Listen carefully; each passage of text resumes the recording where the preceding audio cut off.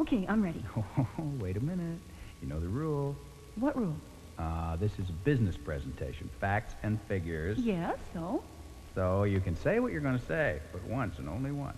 Only once? Only once. Boy, you drive a hard bargain. Take it or leave it. Well, okay, can I say it now? Whenever. Vancouver is one of the world's most beautiful cities. Beautiful to live in, to work in, to play in. It's truly a city in paradise. Is that it? That's it. You won't get another chance. No, that's it. Beautiful. Isn't it?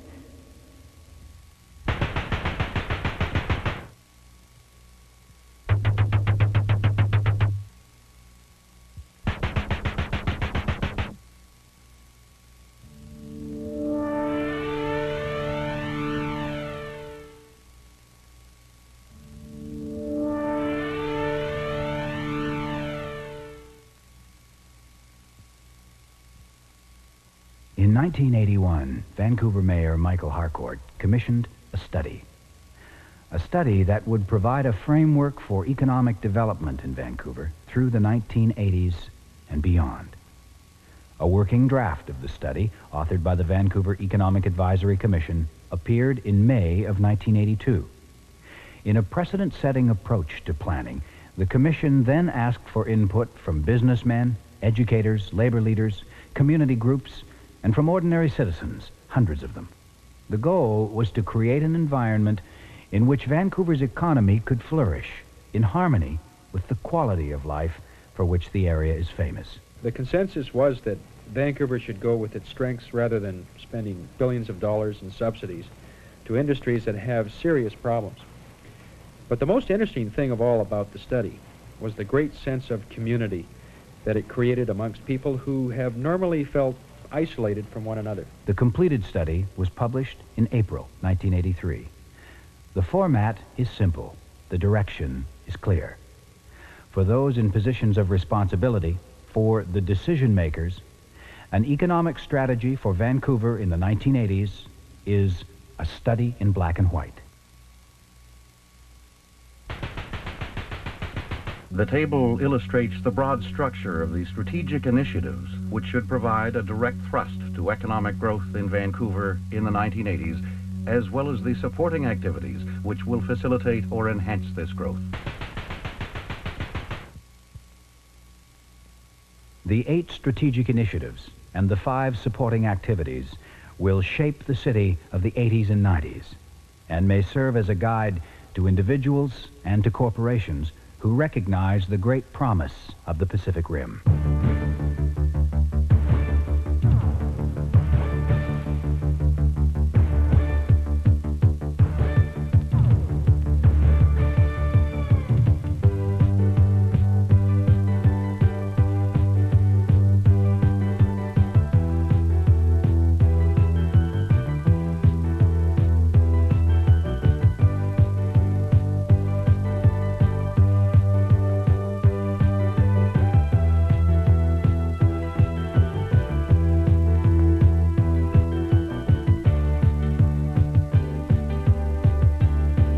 Pacific Rim.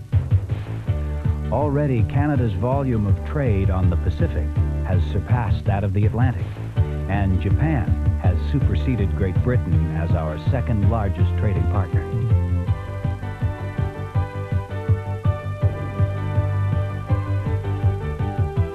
Suddenly, Vancouver has become Canada's front door rather than its back door.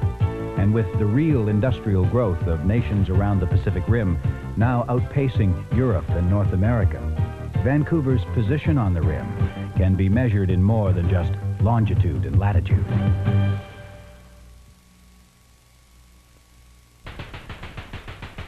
Most of the goods and resources now exported from Vancouver are mined, harvested, produced, or manufactured elsewhere. But the services exported from Vancouver usually originate in Vancouver itself. Thus, Vancouver's contribution to foreign trade is generally related to either transportation and/or a variety of business and financial services. In the decade ahead, Vancouver's position on the Pacific Rim and its role as downtown British Columbia, coupled with the city's wealth of human resources, should provide many opportunities for Vancouver to grow and prosper. However, This prosperity will be fully realized only if the community has an entrepreneurial spirit, the pertinent skills, and the appropriate infrastructure to exploit these opportunities. Vancouver is just now starting to act in a sophisticated, aggressive manner when it comes to providing other countries around the Pacific Basin with human as well as natural resources. Trade in both is growing exponentially.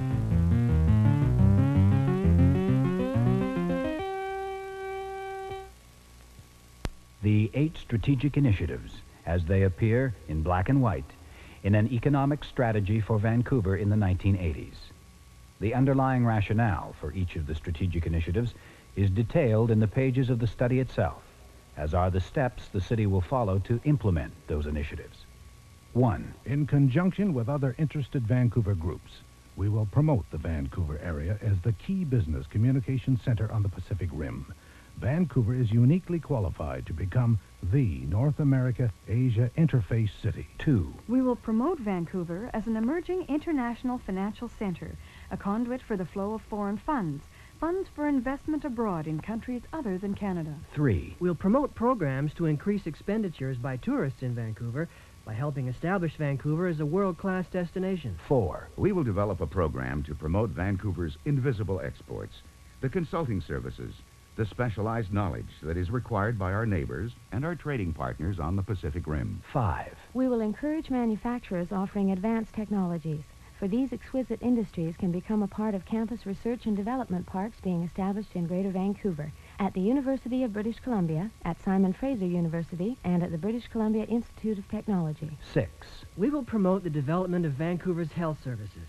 Quietly, methodically, Vancouver has already established one of North America's largest medical precincts, with a number of outstanding research and treatment centers. 7. We will support Vancouver's small business entrepreneurs, for our research shows small business will provide the bulk of new jobs in the 80s. And 8. We will encourage the development of much-needed light industrial space in the area. The city obviously can't do all of this on its own, nor would we want to. But we can work with those individuals and businesses who do have the wherewithal, and we can make it easier for others by streamlining our own policies and procedures. We can also be a liaison with other levels of government and with neighboring municipalities.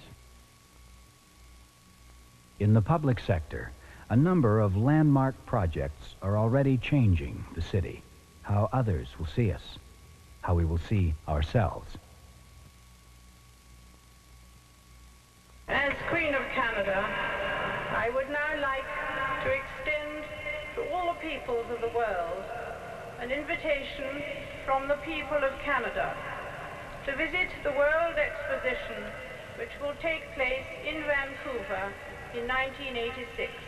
Expo 86 will open on May 2nd, 1986. 7, 6, 5. Total cost of the exhibition will be $420 million. Vancouver Tower, Air Canada 580, ready for takeoff, runway 26. Total employment generated 15,000 person years over a 3-year period. Columbia, you're really looking good. Right on the money. 3, 2, 1, down. We are now arriving at First and Main. Please watch your step. ALRT Phase 1, 21.4 kilometers, Vancouver to New Westminster. Cost $720 million. Completion date January 1986.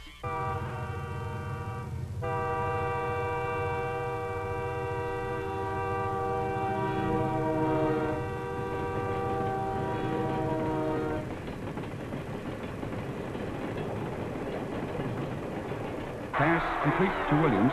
On the 30, BC Lions first and...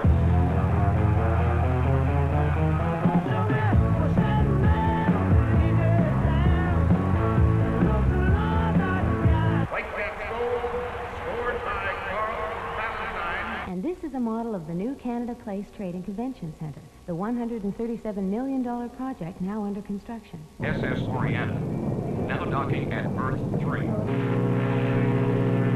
and gentlemen, thank you. Okay, welcome to the largest convention ever held in Western Canada. Final plans for BC Place were unveiled today at a news conference on the Falls Creek It will site. provide up to 12,000 housing units at varying income levels. The and ideas some incorporate multiple use, including both office and retail space, and significant amounts of open green for space. BC Place set cost estimates at some $2 billion over the next 10 years.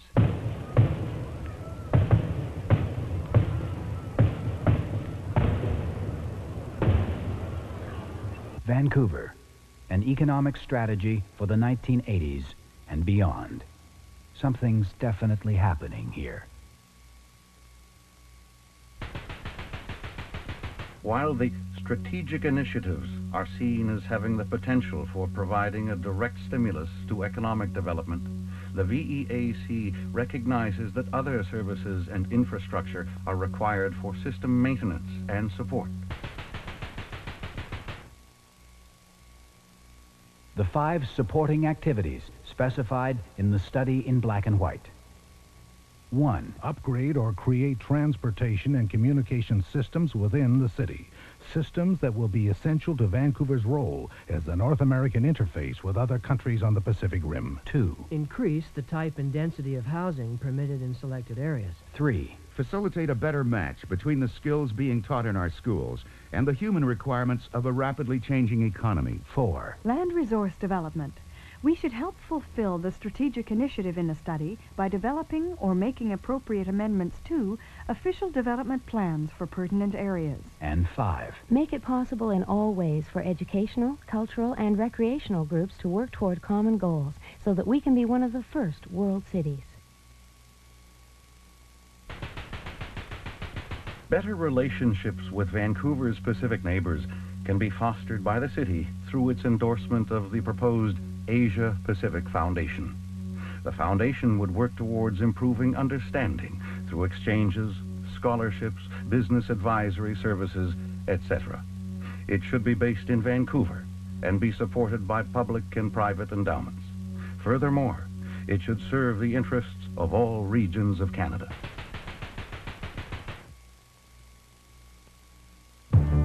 Business communication Development of Vancouver's health service. Support Vancouver's small business Increase entrepreneurs. expenditures by tourists. Promote Vancouver's invisible exports. An economic strategy for Vancouver for the 1980s. Prepared for the city of Vancouver by the Vancouver Economic Advisory Commission. Because making a decision about the future should be as simple as black and white. Over the next 10 to 20 years, you're not going to see huge numbers of people moving here. But you'll see certain kinds of people moving here for specific opportunities. In the 1990s, we'll be repaying the private investment and the public investment while we take full advantage of the future we're creating today. Because bottom line, the whole point of improving the economy is to improve the life for the people here, all the people here.